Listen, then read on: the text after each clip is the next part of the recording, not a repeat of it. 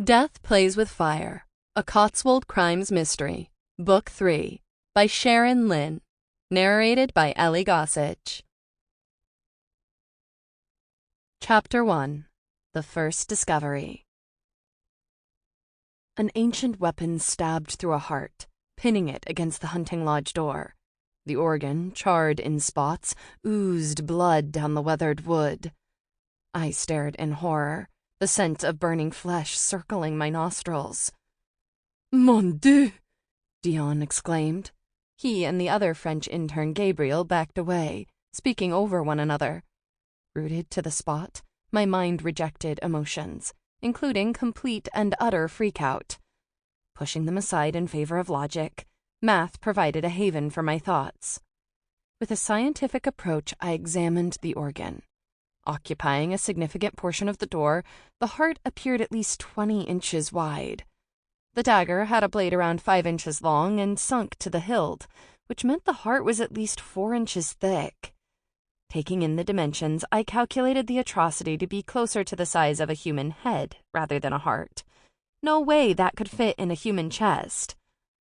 "A cow or elk?" I whispered, relief flooding through me, weakening my knees. Turning to the French boys, I called, "It's not human!"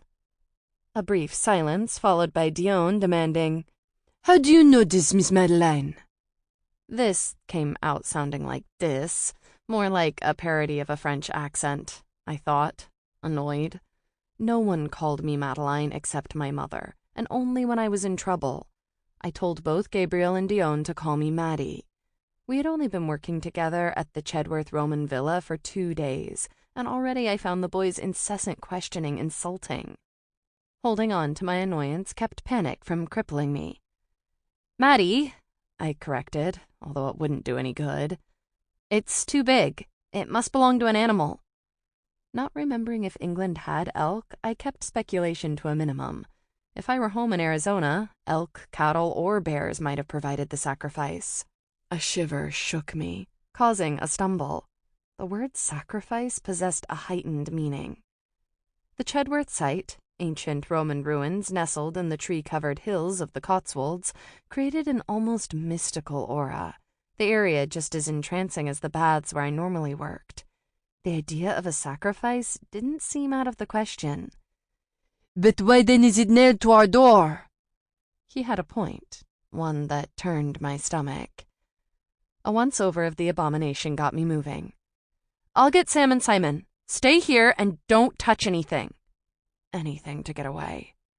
Gabriel and Dion made distress sounds at my retreat. At least, I assumed they were distressed. The pair came from somewhere outside Paris and didn't speak English as much as I would have liked. Although, to be fair, I spoke 0 French. Dwelling on my stubborn decision not to take a language when in high school, I crossed what would have been the 4th century AD Roman villa's central courtyard and over the kitchen area to the National Trust's visitor center. When the report of our finding formed in my mind, my fortitude crumbled, and I collapsed heavily onto a stone wall. After a few settling breaths, I bypassed the entrance and went to the restroom. Cool water on my face and neck revived me.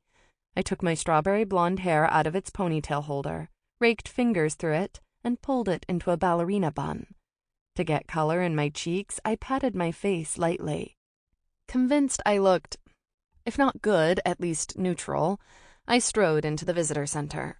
Pulling open the double glass doors, I scanned the cafe and gift shop until I spotted my boss from the baths, Samantha Nivens, and coworker Simon Pacock. "What have you found this time?" Simon sneered, looking bored. Despite his expression, I knew the question possessed a wealth of concern for me. At the same time, Samantha asked in her Irish lilt, "What on earth happened to you? Pale as a ghost you are." A tear leaked from the corner of my eye. "Chin up, old girl," Simon chided.